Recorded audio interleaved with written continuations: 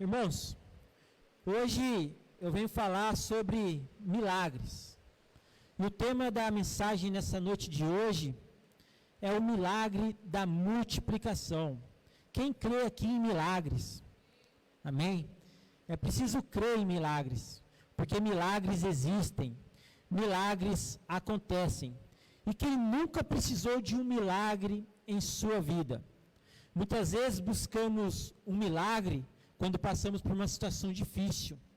Muitas vezes buscamos um milagre quando temos uma notícia desfavorável.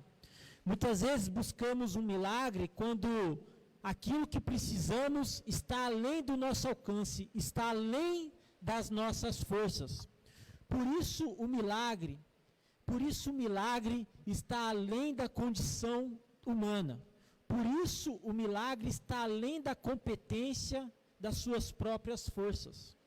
E para que a gente possa entender nessa noite de hoje a multiplicação de milagres, o milagre da multiplicação, e eu creio nessa noite de hoje que Deus estará realizando milagres na sua vida, um milagre tanto aqui na igreja, quanto você que está na sua casa. Eu creio no poder do milagre de Deus na sua vida, e eu creio que nessa noite de hoje podemos ser instrumentos do Senhor para que esse milagre realmente aconteça na sua vida. Vamos abrir o livro das Escrituras Sagradas, no livro de João, no capítulo 6, amém?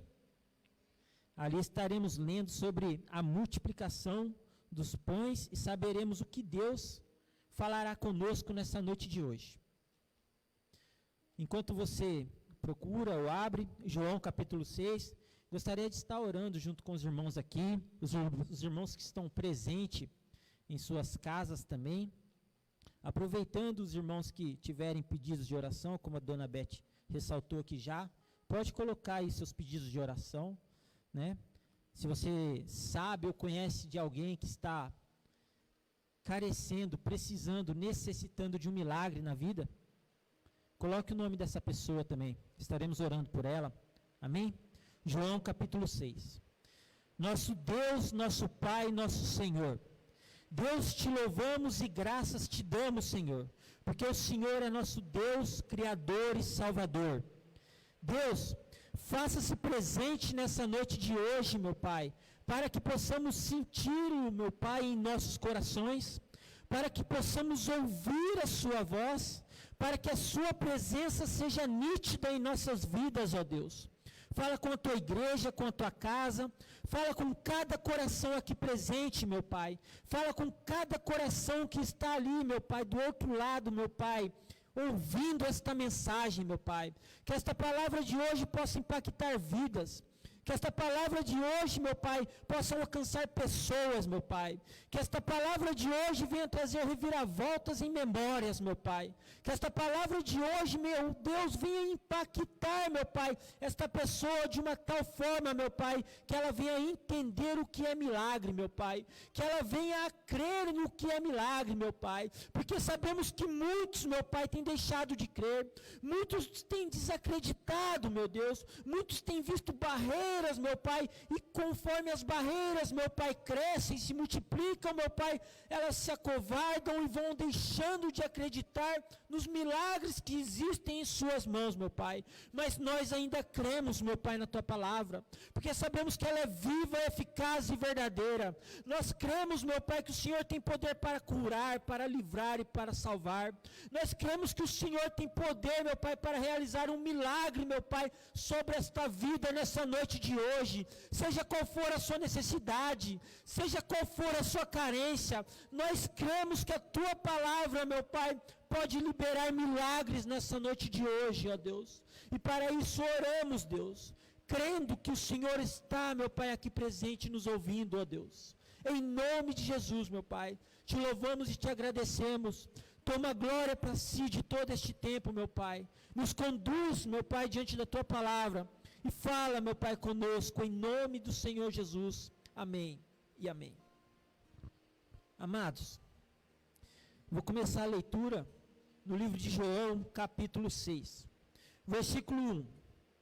Diz assim: Depois disto, partiu Jesus para o outro lado do mar da Galileia, que é o de Tiberíades. Ou seja, Jesus, ele vai para um lado mais tranquilo. Ele está vindo de um encontro que ele teve com uma multidão, com fariseus. Ali ele fica sabendo de uma notícia que João Batista tinha sido tirado sua vida por Herodes. Então Jesus decide chamar os seus discípulos e ir para um lado mais tranquilo, se afastar um pouco da multidão, para que ele pudesse ter um momento ali de reflexão. Então ele pega uma embarcação e vai para o outro lado do mar, pelo lado do mar da Galileia, que é o de Tiberíades. Só que uma grande multidão ainda o seguia. Uma grande multidão seguia Jesus. Jesus estava aqui já no 2º ano do seu ministério. E Jesus já estava sendo conhecido por toda a região. As pessoas conheciam Jesus, ouviam falar de Jesus, porque se espalhava muito facilmente o que Jesus estava fazendo, realizando cura, né? Fazendo cegos enxergarem, surdos ouvirem, mudos falarem, paralíticos e coxos andarem. Então, imagina só que tudo isso era noticiado, espalhado em toda a região. As pessoas viam aquilo, ficaram sabendo e falavam para outras e assim ia, né? E as pessoas diziam, olha, surgiu um profeta, surgiu um homem de Deus, surgiu alguém que diz que é o Filho de Deus, que diz que é o Messias, que diz que é Cristo, e ele opera milagres. E as pessoas ficavam ali, sabendo dessa notícia, despertavam nelas aquelas curiosidades. Muitos que precisavam de um milagre, achavam que, poxa, agora é a hora. Vou até lá, vou descobrir quem é este homem, vamos até ele. E reunia e chamava os parentes, né? Você sabe que a multidão, ela vai atrás de milagres. A multidão, ela vai em busca de milagres. E aqui a palavra do Senhor diz no versículo 2 que essa grande multidão seguia Jesus, porque justamente ela via os sinais que operava Jesus sobre os enfermos. E aqui a mensagem de Deus já traz um grande ensinamento para todos nós. Quem somos nós nessa grande multidão? Por quê? Porque muitas pessoas dentro dessa multidão buscavam a Jesus para que pudessem ser alcançadas pelo milagre de Jesus.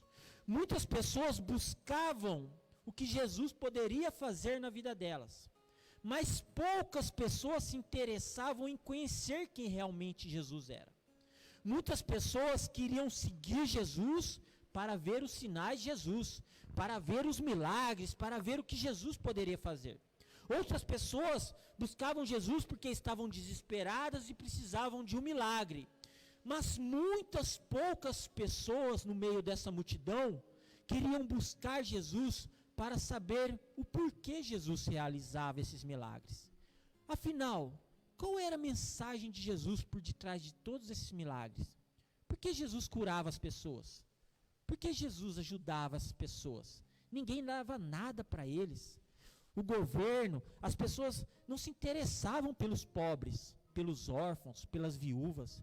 As pessoas que eram paralíticas viviam em portas de templos pedindo esmola para sobreviverem, morriam ali naquela situação, definhavam anos e anos de suas vidas. E a Bíblia está cheia desses relatos de pessoas que viviam assim, sem amparo, pessoas que não eram observadas, pessoas que viviam ali como se fossem fantasmas, no meio de uma multidão. Mas Jesus, quando chega curando justamente os necessitados, se desperta uma curiosidade por todos, os que precisavam e os que não precisavam. E eles seguem Jesus para ver o que Jesus estava fazendo. Alguns para criticar Jesus, outros para conhecer Jesus. Muitos poucos para saberem quem realmente é esse Jesus que opera tantos milagres.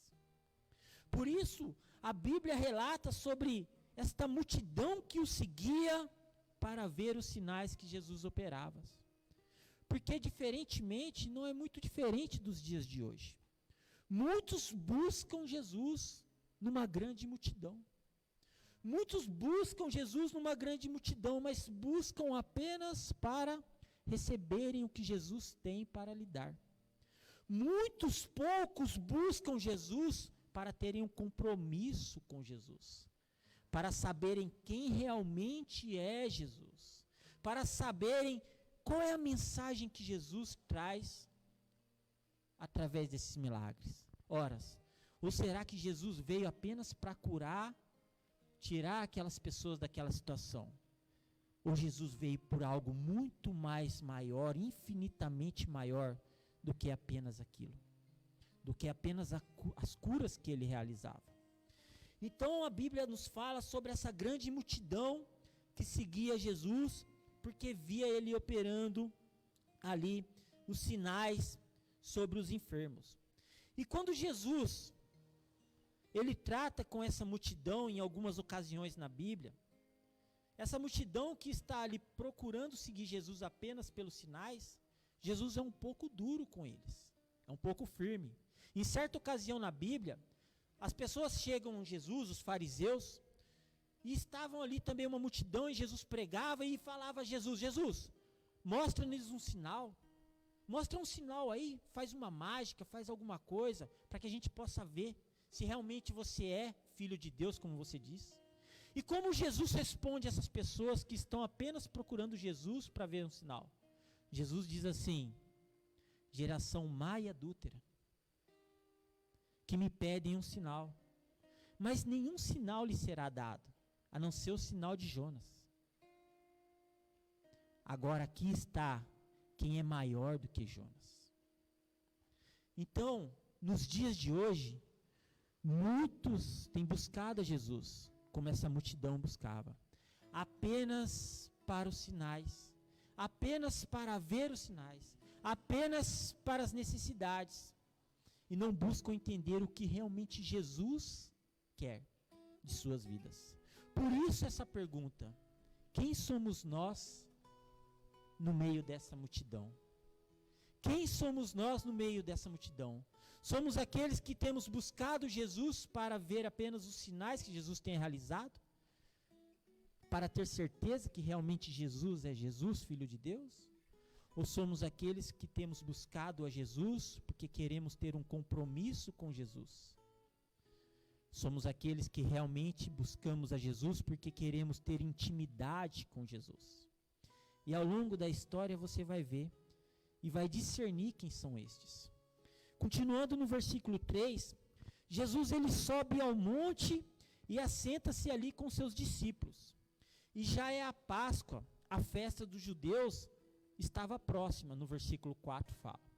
Aqui é o segundo ano do ministério de Jesus. Então Jesus, levantando os olhos e vendo que uma grande multidão vinha ter com ele, vocês lembram que Jesus tinha pegado um barquinho para ir com seus discípulos para um lugar mais tranquilo? Vocês lembram? Agora ele sobe no monte com seus discípulos e quando ele olha, ele vê o quê? A multidão tudo de volta ali. E Jesus, ele rejeita aquela multidão? Não. Jesus despede aquela multidão, despreza aquela multidão. Jesus chama seus discípulos e diz: não, vamos, eles estão nos seguindo, vamos para outro lugar. Vamos para um lugar onde que eles nos alcançam. Não. Jesus, ele olha para aquela multidão e seu coração se compadece daquela multidão. Ele olha com compaixão para aquela multidão. Ele olha com amor para aquela multidão. E ele vendo que aquela multidão vinha ter com ele, ele se preocupa com aquela multidão. O olhar de Jesus para a multidão, meu amado, independente de você ser seguidor de Cristo, amigo de Cristo e íntimo de Cristo, porque há essas três categorias no meio dessa multidão.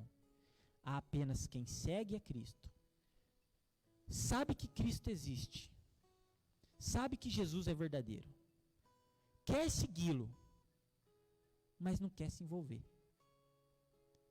Há no meio dessa multidão aqueles que sabem isso, que este apenas segue, Mas além disso, eles querem ter um compromisso, querem ter um relacionamento com Cristo. Esses são tidos como amigos de Cristo. E há uma terceira categoria, aqueles que além de amigo, vão mais fundo, vão profundo. Esses se envolvem inteiramente com Cristo, entregam tudo para Cristo e vivem para Cristo. Então, no meio dessa multidão, Jesus olha e se compadece, chama um dos seus discípulos, Filipe, e diz: Filipe, onde compraremos pão para eles comerem? Onde compraremos pão para estes comerem? E Jesus faz essa pergunta para Filipe, só que Jesus já sabia o que ele ia fazer. Essa pergunta que Jesus faz para Filipe é algo que vem estimular a fé de Filipe e dos seus discípulos, porque lembremos que os discípulos de Jesus, o tempo todo andam com Jesus para aprenderem. Praticamente eles vivem com Jesus uma escola de milagres. Jesus vai ensinando os seus discípulos o que realmente significa o milagre, o que realmente é o milagre. Então, quando Jesus faz essa pergunta para Filipe, já sabendo o que ele iria fazer, Filipe no versículo 7 responde: 200 dinheiros de pão não lhe bastarão, porque ele diz assim, que só tem 200 dinheiros de pão. Tudo que eles têm ali reunido, os discípulos com Jesus ali, são apenas 200 de pão, 200 dinheiros, e esses 200 dinheiros não seriam suficiente para comprar pão para toda aquela multidão, para dar a cada um o que eles tinham para ali comer. Então, quando Jesus pergunta a Filipe, onde compraremos pão para estes comerem? Filipe já olha já para a sua dificuldade. Senhor, a gente não tem dinheiro suficiente. A gente já olha para a nossa dificuldade. Olha o olhar de Filipe. O olhar de Filipe está extremamente ali na realidade que ele está vivendo. A sua dificuldade, a sua necessidade, a sua condição humana. Ali eles têm apenas 200 dinheiros e ele diz ao Senhor, Senhor, o que a gente tem não dá para alimentar essa multidão.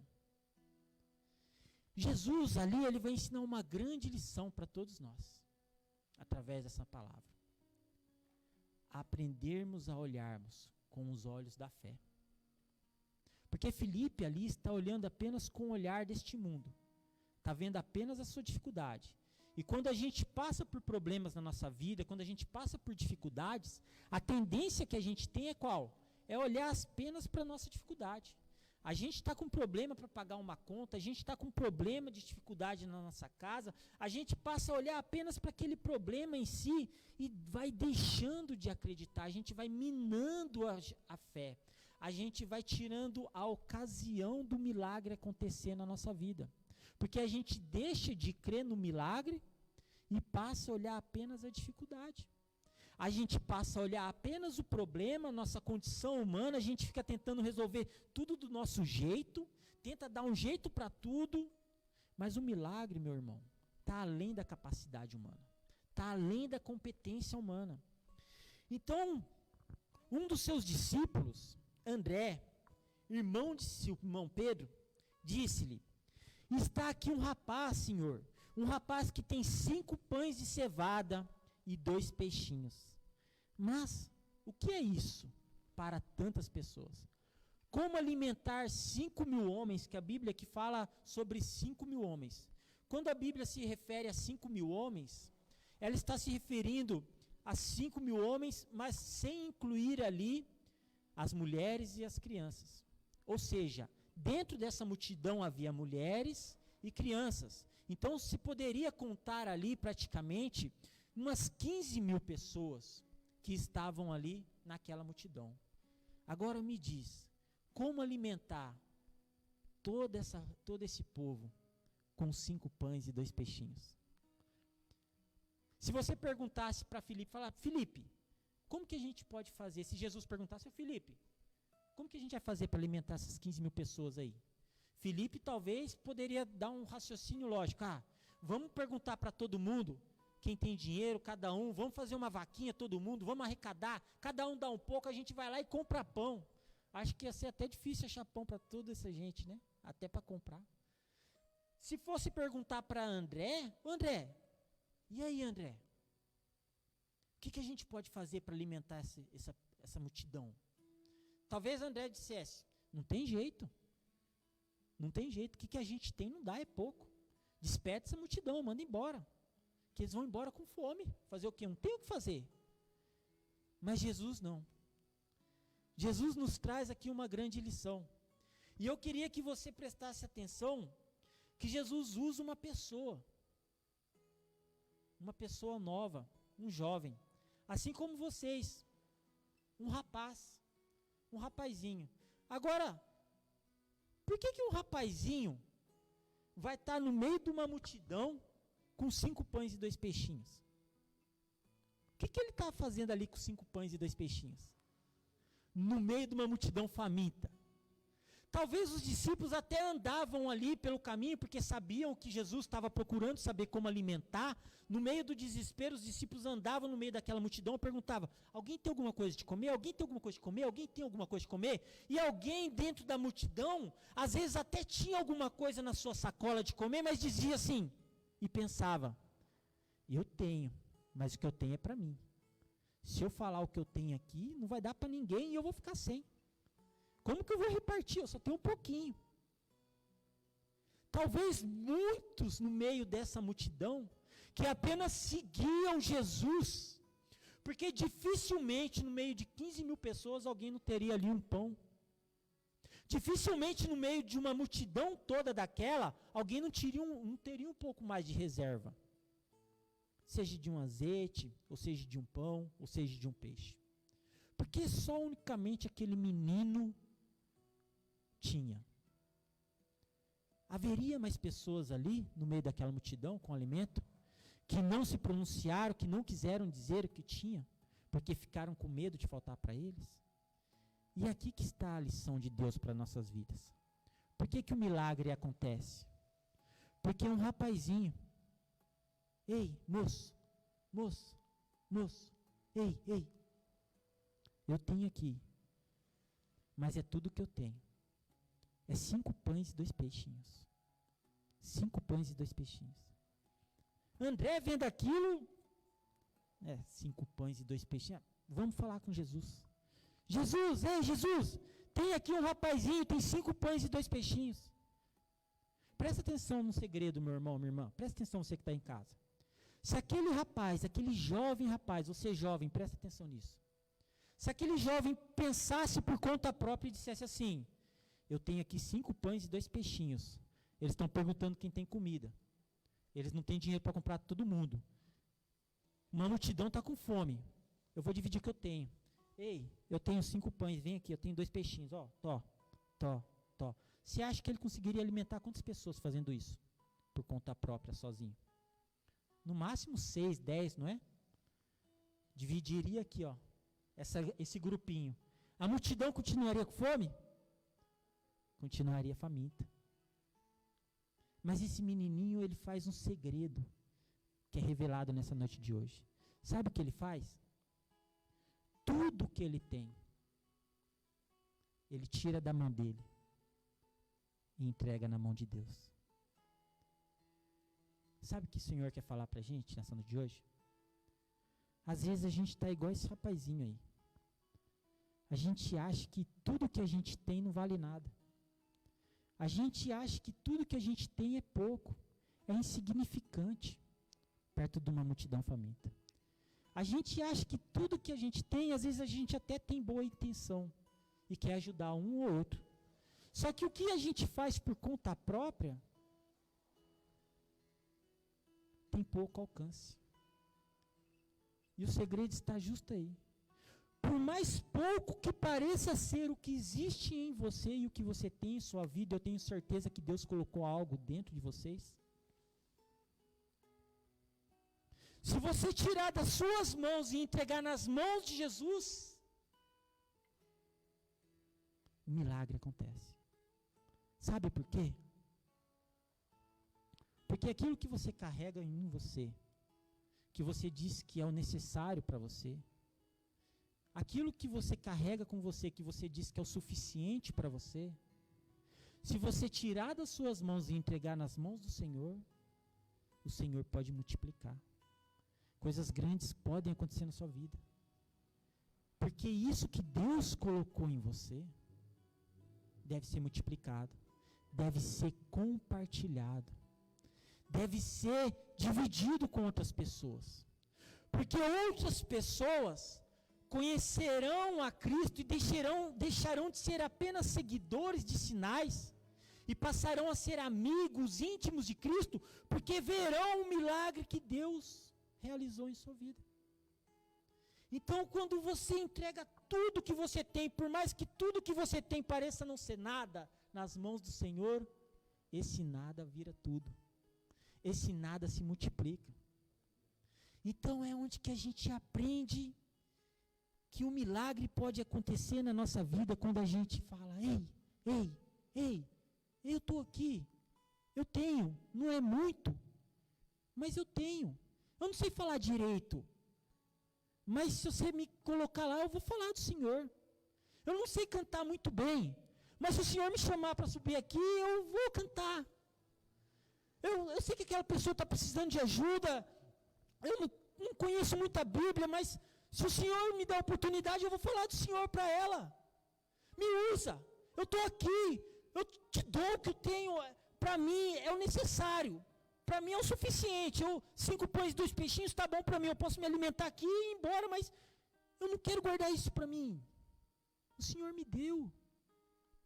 Em outra parábola na Bíblia, há uma parábola que o Senhor fala sobre os talentos, em que Ele separa o talento e dá um talento para 5 para 2 para 5 para outro, se eu não me engano. Esse que tem um talento, ele prefere guardar o talento, enterrar o talento, com medo de perder o talento. Esses outros que têm mais talento, eles investem nesse talento, eles se esforçam nesse talento, para que esse talento seja multiplicado, porque um dia o Senhor voltará, e a palavra diz que o Senhor voltará um dia, e Ele cobrará o talento que Ele colocou em cada um de vocês. E não se enganem, talvez hoje você não saiba o que Deus colocou em sua vida, mas um dia isso será revelado a você. E tudo que vai acontecendo paralelo na sua vida, externo na sua vida, é relativo ao dom, ao talento que Deus colocou na sua vida. E então, quando você decide guardar para você, reter para você o que você tem, como muitas pessoas no meio daquela multidão fizeram, aquilo vai sustentar só você. E você não vai ver o milagre acontecer. Porque o que Deus colocou em você é para ser multiplicado. O que Deus colocou em você é para ser compartilhado. E aquele que só tem um, e não fez assim, até esse que tem, ele será tirado para dar àquele que multiplicou. Aqui, meus irmãos, Jesus, ele diz assim aos seus discípulos, manda sentar todos os homens. Aí separam em 100, em 50, sentam todos em grupos, todos os 5.000 homens, né? Com mulheres e crianças, poderia se contar 15.000. Todos se assentam ali. E Jesus nos ensina algo maravilhoso aqui, um outro ensinamento. Jesus, ele toma o pão, e ele, havendo dado graças, ele repartiu o pão com os seus discípulos. E os discípulos pelos que estavam assentados. Vamos refletir nisso aqui um pouco, presta atenção aqui. Olha só o que Jesus faz. Jesus pega o pão e o peixinho, que era de sapais. Pai, graças te damos pelo que temos. O que você pode aprender com isso? Agradecer, meu irmão. Agradecer o que você tem. Ainda que pareça pouco, agradeça o que Deus te deu. Ainda que a sua família não seja a família mais perfeita deste mundo, agradeça pela sua família, porque você a tem, porque Deus te colocou lá. Ainda que seu emprego não seja o melhor emprego deste mundo, que você não ganhe bem, agradeça pelo emprego que você tem, porque há muitos desempregados. Ainda que você passe por situações difíceis em relação à sua saúde, agradeça, porque ainda você tem vida, você tem saúde. E o que você está passando agora pode ser apenas um propósito de um milagre de Deus. Então o Senhor nos ensina o valor da gratidão. Ainda que seja pouco, Pai, graças te dou pelo que tenho. E Jesus pega ali aquele pão e reparte o pão com seus discípulos. E eu gosto de imaginar essa cena de Jesus repartindo o pão com os discípulos, e quando ele pega aquele pão e reparte com um, o pão dele continua inteiro, e reparte com o outro, o pão dele continua inteiro, e reparte com o outro, o pão dele não continua inteiro. Não vai faltar. Não vai faltar. E aqui os discípulos pegam e saem ali junto com a toda a multidão assentada, e eles vão repartindo. Imagina a alegria dos discípulos, entregando pão para aquelas pessoas, e aquele pão não se acaba, e aquele pão se multiplica, e aqueles peixes não se acabam, e aquela multidão tem a sua fome saciada. A multidão tem a sua fome saciada. Ali, quando eles terminam de alimentar toda aquela multidão, Jesus diz a eles assim: agora recolhei os pedaços que sobraram, para que nada se perca. Então eles recolhem os pedaços que sobraram, e ainda enchem 12 cestos. Olha, para quem não tinha nada, só tinha 5 pães e 2 peixinhos. Todo mundo comeu, todo mundo recebeu o milagre de Deus, e ainda sobrou 12 cestos. É milagre ou não é? É milagre. Agora, o que eu queria falar com você sobre essa mensagem, já terminando aqui, para não se estender. Por isso eu perguntei, quem é você na multidão? Agora eu venho com uma outra pergunta. Você realmente acredita em milagre? Você realmente crê em milagre? Que milagre pode acontecer, como este grande milagre aconteceu? Meu irmão, minha irmã, presta atenção nisso. Às vezes a gente está esperando um milagre que já aconteceu. Às vezes a gente está buscando um milagre que já aconteceu. E eu queria dizer para você nessa noite de hoje, que você é um milagre de Deus. Assim como esse menino foi um milagre de Deus na vida daquela multidão. Porque aquele menino diz: ei, eu tenho um pouco aqui, 5 pães e 2 peixinhos. Vem aqui, hoje eu vou te usar. Você vai ser milagre na multidão. Com esse pouquinho que você tem, ainda que você não saiba muito, ainda que você, meu irmão, minha irmã, você não precisa ter faculdade de teologia para ser um milagre de Deus na vida das pessoas. Você não precisa ter um cargo de pastor ou algo assim para ser um milagre de Deus na vida das pessoas. Você não precisa ter mestrado, doutorado, diplomas, currículos, ter dinheiro, ter fama para ser um milagre de Deus na vida de outras pessoas. Você é alguém no meio da multidão, mas você não pode ser apenas mais um seguidor em busca de sinais, porque isso é o que mais tem no meio da multidão. Seja alguém como este rapazinho, alguém disposto a ser um milagre na vida de outras pessoas. Milagre existe. Você, eu, todos nós aqui somos um milagre de Deus. E Deus não nos colocou aqui por acaso à toa. Você não está por aqui acaso à toa. Você não continua assistindo estes cultos de oração à toa. Você também é um milagre de Deus. E eu te digo que Deus pode multiplicar o que existe dentro de cada um de nós, de vocês, para que sejamos milagres na vida de outras pessoas. Amém? Esta é a mensagem de hoje, de Deus para as nossas vidas. Seja um milagre na vida de alguém. Amém? Pastor Kel.